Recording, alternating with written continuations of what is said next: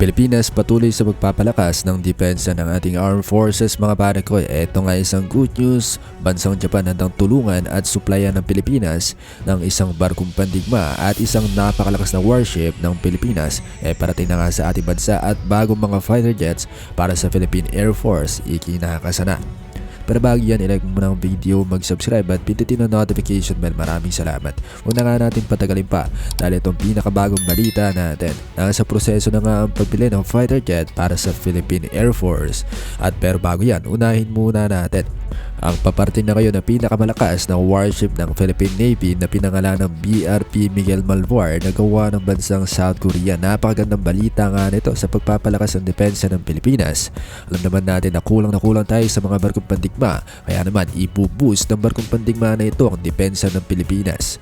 Maliban nga dyan ng bansang Japan handa tayong suplayan ng isang warship mga pare ko. Tutulungan nga nila tayo sa pagpapalakas ng ating depensa.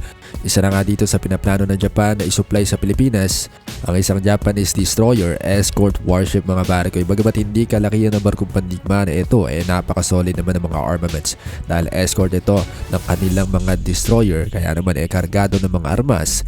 Kaya kahit sa mga naglalaka sa mga barkong pandigma papalag ang barkong pandigma na ito ng mga Hapon na mainam na makuha ng Pilipinas sa future. Napakabuti talaga ng bansang Japan sa Pilipinas. Napakasolid ang alyansang nabuo sa pagitan ng ating bansa at ng Japan. Sa pamamagitan nga ng escort Japanese warship na ito, sigurado na mas lalakas pa ang depensa ng Pilipinas. Dahil nga sa kakulangan ng mga barkong pandigma ng ating bansa kailangan talaga natin na bumili pa ng mas marami mga warship para sa Philippine Navy. At sa pagdating nga ng pinakamalakas na barkong pandigma ng Pilipinas ngayong taon na pinili natin mula sa bansang South Korea, sigurado solid kapag nagsama ang escort destroyer warship na ito mula sa bansang Japan ng BRP Miguel Malvar. At kung sakali man na makakuha na tayo ng mga KF-21 Boramae mula sa bansang South Korea na 4.5 generation fighter jet na swak para sa Philippine Air Force. Plano rin kasi ng gobyerno ngayon na bumili pa ng karagdagang mga fighter jets dahil alam naman natin ang nangyari sa isang fighter jet ng Pilipinas.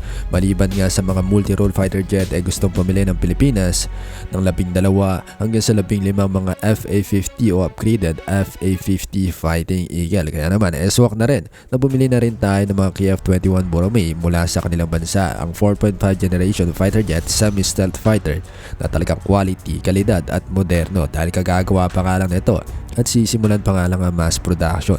Kaya kailangan ng mauna ng Pilipinas kung gusto talaga natin na makakuha ng KF-21 Boramae na magpapalakas pa sa air superiority ng Philippine Air Force. Sa ngayon nga yan ang inaasahan ng mga balita, mga barkong pandigma na darating na ngayong bansa, 6 na offshore patrol vessels at ang BRP Miguel Malvar, ang bagong corvette ng Philippine Navy na galing South Korea.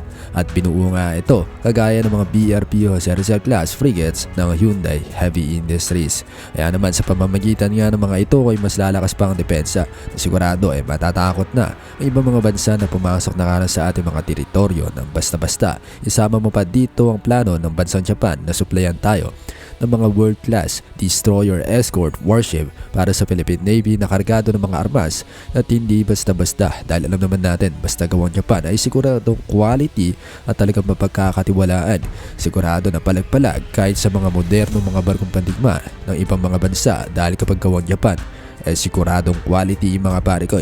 At sa pamamagitan nga rin ng pagpilipan ng karagdagang mga FA-50 Fighting Eagle at itong KF-21 Boramae na bago pa nga lang sa industriya at sisimulan pa nga lang ang mass production ng semi-stealth fighter jet ng South Korea.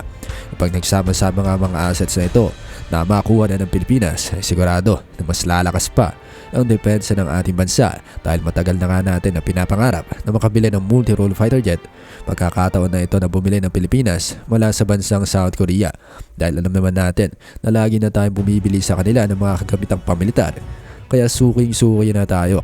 Kaya sigurado kahit AF-21 Boramae semi-stealth fighter ng South Korea kayang-kayang kumuha ng gobyerno niyan sa bansang South Korea kung talagang gugustuhin nga lang ng ating pamahalaan para makatulong ngayon ng mga upgraded FA-50 na bibilhin pa ng Pilipinas sa future.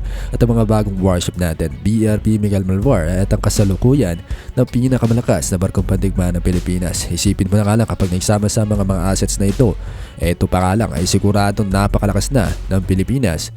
escort warship mula sa bansang Japan at ang BRP Miguel Malvar, KF-21 Boromei at karagdagang mga upgraded FA-50 Fighting Eagle. Siguradong palag-palag na ang depensa ng Pilipinas. Anong say mo dito? Magkomento ka lang dyan sa ibaba. Maraming salamat. At kung sumusubaybay ka sa AFP Modernization Program, mag-subscribe ka na sa aking channel, pindutin ang notification bell para lagi kang updated kung may bago akong video. Maraming salamat. God bless.